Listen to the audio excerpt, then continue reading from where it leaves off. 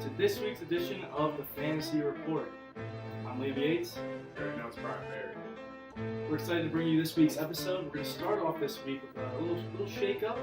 We're going to go to Poogie for a 2-minute drill. Frank Gore and the Cards D took a vacation, and Moneyball Squad was big-time caking. Saquon and crew, and even Drew, breezed to a victory over the Ocho Grandes. What? Allen Robinson and Shady McCoy decided to double penetrate Gibbs for a change, and Emmanuel Sanders and Kareem Hunt sent Lisa Ann to Kurt's room for some shoulder rubs. Yikes. Spaghetti Sauce tried to stir the pot, but there were two girlies in one cup that overfloweth with Todd Gurley touchdowns.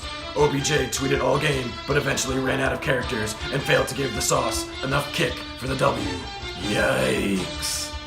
The process was put to an absolute halt, and the QB performance was certainly something to be embarrassed about. Jared Rosen puts up a deuce dog, the same number of wins Mick has. Jimmy Switch was granted when Chargers D sent Mick right to chemotherapy. Derek Anderson's 3 picks made the commish grab the wiener. Marlon Easy Mac was an instant touchdown as Michael Thomas had 69 nice yards that could make Xanon blush. The commish pops another Xan, but it's not the kind you remember in bed. Finally, the Jews usually disappoint God, but not this week, as the man upstairs watched the Star of David have 8 crazy nights worth of scoring. Jags D were jagging off in the eye of God, while the Jews span the dreidel in the end zone. And we're back. So this week we're going to start off in segments. We're going to go back to basics. Love, hate. Would you like to start us off? I would. Player I love this week at the quarterback position, Tom Brady at Buffalo. You know, Buffalo's D is not bad, but the team, They're an enigma. They're an enigma. They've been good, and then they just got absolutely shredded by I luck. think they lose by 40 every game. I think the Patriots put up 40 every game. But one-on-one together, you got Brady to Josh Gordon all day. Not wrong. Quarterback I love this week, Jared Goff versus the Green Bay Packers. Tough couple of weeks for Jared Goff. I think you can attest to that more than I can. But Not tough, but just too much time. Too much time. I think that changes this week in Green Bay, or in LA. Actually, Green Bay is visiting LA. I think Jared Goff's going to have a solid game. Cooper Kupp is back. Robert Woods has been here. I think they're going to be tossing that thing this week. I think so too. And a running back I love this week, hate to say it, David Johnson. Someone call him one of the biggest dunders of the first round, but they're playing San Fran D's week. They just got destroyed. New offensive coordinator. Yep, Pat Pete is not happy there. I expect a statement game from the Cardinals in this one. Running back I love this week, Joe Mixon versus Tampa Bay. Tampa Bay's defense has been as bad as any defense in the league so far this year, and the Bengals need to show us something after that absolute slaughter this past week. I think Joe Mixon's gonna be at the forefront of that. I could see that. And like I said earlier, player I love at the wide receiver position, Josh Gordon. I think that game is gonna be a fucking rout. They're gonna run him out of the fucking stadium. Josh Gordon, for sure, tutty. For sure, 80 yards. For sure, 5 receptions. Nothing less. Wide receiver I love this week, T.Y. Hilton at Oakland. Oakland is an absolute dumpster fire right now. Everything is going terribly. John Gruden might be retarded, but we all loved him just Derek because he was Carr fun. is crying. Derek Carr is crying. Everything's a mess. They're burning to the ground. T.Y. Hilton's going to have 7 catches for 95 yards and maybe a touchdown. Definitely see that. Now, tight end I love, there's not that many out there. Just so happens I have one. Zach Ertz at Jacksonville. Jacksonville, another case of just What is the team going under, Titanic going straight fist fights in the down. locker room after games? What is going Blake on? Bortles on the shortest leash of all time. For Cody Kessler. Yeah, just signed him to a new contract. I'm sure they're scratching their heads right now. Where's Leonard Fournette? Is Carlos Hyde the starter now? Who knows? Zach Ertz is coming in there, big dick vibe. He's catching at least 100 yards, tutty, Jacksonville, it's over. BDE. To continue that, opposite of what you said about David Johnson, I think the Cardinals just flat out suck, and I don't think they're going to get a safety game. George Kittle had a huge game against them a couple weeks ago, and I think he does it again. George Kittle's a stud. He's been one of the most consistent tight ends in fantasy so far this season. I think he keeps it going this week at Arizona. Player I hate at the quarterback position, As you guys all know, I hate him every week. Hall of Famer. Did you watch the game? Anyway, Eli Manning. They traded the other Eli. They got it wrong. Eli Apple was he sucks. The Eric Flowers in defense. Giants are playing the Redskins. Their D has been stout. I streamed their D last week. Easiest 20 I ever made. And it's the Giants. Say no. Quarterback I hate this week, Cam Newton versus Baltimore. Baltimore's defense has been rock solid, especially they just pretty much held Drew Brees in check, and he's been one of the best quarterbacks in fantasy. I don't see anything changing with Cam Newton. He's been really inconsistent this year. He's been making plays, he's been taking hits, just normal Cam Newton stuff. I don't think he's going to have much of a big game this week in Baltimore, especially the way that defense is playing. Another player I hate, Jordan Howard. His production's been bad. Jets D, I think they come back this week. I called them getting destroyed last week, but I'm calling them coming back this week. They're the most inconsistent team. But when they get a big L, they come back with a big W. Especially because Tariq Cohen's been taking all of Jordan Howard's carries. That sucks for Jay. Again, we're going to touch on that. Huber, we'll be getting to that later, guys. Trust me. Running back I hate this week is Lamar Miller versus Miami. Lamar Miller had a good game against Buffalo, which is kind of weird because their run defense has been pretty good. But I don't see that happening again. I don't know. He's weird. He's kind of bad. He was good like 3 years ago, not anymore. Now, another player I hate, Chris Godwin at Cincinnati. Cincinnati D, atrocious last week. Really bad. I don't expect him to be that bad. And who the fuck is Chris Godwin? I mean, he's the randomest stream that you could ever put in your lineup. Who has him? Jimmy? We'll also get into that later. Receiver I hate this week is Golden Tate versus Seattle. I think the Lions' offense is kind of in a new place. They've been a pass-first offense for years, and now I think Kerryon Johnson is the runner they've been looking for. They finally had a 100-yard game, I think 4 weeks ago now, which was the first one in like 5 years for them, which is fucking crazy. Yeah. And he ran for 159 this past week. I think you're going to have to keep the ball on the ground against Seattle. Their pass defense has been weird, as always. They've had some really good games. They've had some really bad games, and Matt Stafford is the same thing. He can be a top 5 quarterback in the league, or he can be a bottom 5 quarterback in the league.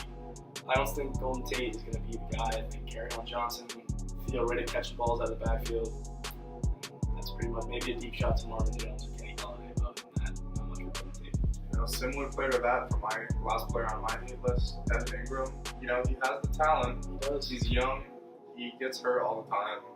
He's got Eli throwing him the ball. Can't even get Odell, the best wide receiver in the league, the ball. Manning on a play fake. Rolls right, throws a deep ball down the right sideline. Odell Beckham. So I don't think he gets him the ball because he is not the best tight end. Tight end I hate this week is Greg Olsen, sticking with that Carolina-Baltimore matchup. Carolina hasn't been bad, but they also haven't been blowing me away by any means. Greg Olsen just came back from injury. He had a decent game, caught a touchdown this past week, but I don't really see much coming from him against this Baltimore defense. Again, low-scoring game. I think Baltimore will win, and Greg Olsen's not going to do much. Now for our next segment, A new one. Hard facts. This segment we go 3 for 3. It's a 6-pack cold hard facts sponsored by Bud Light. Of course. We are each going to give 3 facts that we think are cold hard facts about the league. That's plain and simple. They're going to be bold, so brace yourself. My first cold hard fact, Jimmy's team actually has cancer, believe it or not. Let's just go through the team here. Gronk, no show. Marshawn, you're hurt. Forever. Jarvis Landry, not bad, I guess. Le'Veon, I mean, James Conner definitely had cancer. Chris Ivory, Kenny Stills. Jeez. They're dead. Julian Edelman, off PEDs. He's not even doing that much right now. Overall, cancers. My first cold hard fact of this week, and it's a scorcher. God is not watching Cavs team. This team is just for the year that we switched to half-point PPR, to have the receivers he has on that team is actually unbelievable. Get it together, make a move, do something. I live with Nick. I see the offers that you're giving him when he's offering you stuff back. It's crazy. It's actually crazy. You need a receiver. Do something. Figure it out. You know, Kaz, I think the best investment you can ever make is just doing auto pick. Like, your team will come out better. I promise. Like, what were you thinking? But let's take a quick peek here. Quick look. We need more eyes on this. We got Doug Baldwin, Taylor Gabriel, Devin Funchess, Larry Fitzgerald, Cavs. What? I remember Larry you taking him early, too. Fitzgerald. I remember. Geronimo Allison, Corey Davis. You got the Austin Eckler? Nice. There's nothing else to say, Cavs. You gotta make a move because I know you get made fun of and picked on for the trades you've made in the past, but You gotta prove yourself here. you gotta Trade a make running a back. move. You got 2 good running backs and 2 good quarterbacks and a solid tight end. You gotta do something. Please. Now, my second cold hard fact, Uber will finish in the top 6 by the end of the season. You know, I think Tariq Cohen is really going to emerge as a player here, kind of similar to Kamara last year.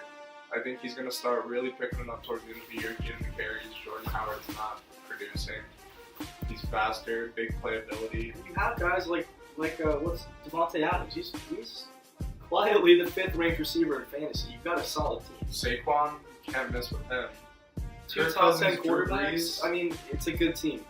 Evan Ingram, you got to figure that out. Crabtree, decent flex. He's got a good team. Solid. My second cold hard fact this week, the process is getting nervous. Again, I live with Jason, and I was sitting next to him as he texted and went through every roster in the league today, trying to make a deal because he is absolutely petrified that his only running back is Nick Chubb. He FaceTimed me. FaceTime you, FaceTime Uber, Eddie, he texted Cavs, Kurt, and Billy. He talked to everybody in the league today trying to make a move and couldn't get anything done. If anybody wants to make a fair, decent trade with Nick, you can get Josh Gordon or Antonio Brown if the offer is right. But the process is nervous. Now, for my last cold hard fact, paid on him every week. Dalvin Cook will cost Liam the season. He invested him in the first round. He did decent the first 2 weeks, like putting up numbers like shady, and he can't even touch the field. It's a hammy. You're fine. That's what I'm saying. Like, you think they'd be worried about the ACL? It's a hammy. That's the thing. It's not like it's still his ACL. It's a pulled hamstring that he just can't get quite right and get back on the field. You're not even alone. It's gonna cost Latavius me Murray is quietly running away with his job. He has been really pretty good. good. Really good. And I told you to worry about him at the beginning of the season, and you shook me off. He's good. Dalvin's good. Get him on the field. Latavius Murray is also good, and that's why I'm right. And my third and final cold hard fact: the spaghetti sauce is heating up, folks. Eddie's team is pretty good.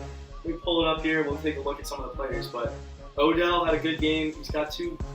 I mean, quarterbacks are solid. I mean, Wentz and Keenum. Keenum is not what you want, but he's not bad. Kerryon Johnson is emerging as one of the league's best runners. Kenyon Drake is hit or miss, but he's serviceable in the year that we're having with running backs, where there's only like 6 or 7 actually good ones. Odell, Diggs, Jimmy Graham. Like, you got a really good team, and then you have the 3rd-ranked defense. You've got a good team. There's not much else I can say. Spaghetti sauce is heating up. Watch out. If Diggs starts slicking into Thielen's touches, I might be a little worried. But Rightfully so. will it happen? Probably.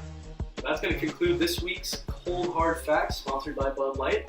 We're going to move now to an exclusive interview with Jay Bartolucci, GM and owner of Tyler Eifert's Ankle. And now for our interview with GM and owner of Tyler Eifert's Ankle, all the way from Alabama, we have Jay Bartolucci. Jay, how are you? I'm doing great. Glad to be here. Pretty happy the fantasy report's finally giving me a little FaceTime. Oh, we're happy to have you. Our first question for you is we want to just quickly talk about your name change from years of being Team Bartolucci to moving into Tyler Eifert's Ankle. What do you got to say about that? I mean, you guys called me out on the fantasy report. I think it was like episode 2 or 3. Didn't realize it was that big a deal, so I was like, all right, let's do this. And Tyler Eifert, I think, hurt his ankle like the week before I changed it or something like that. And I remember watching it, and it was funny. So there you go. There you go. There you have it, folks. We have the story behind Jay's name.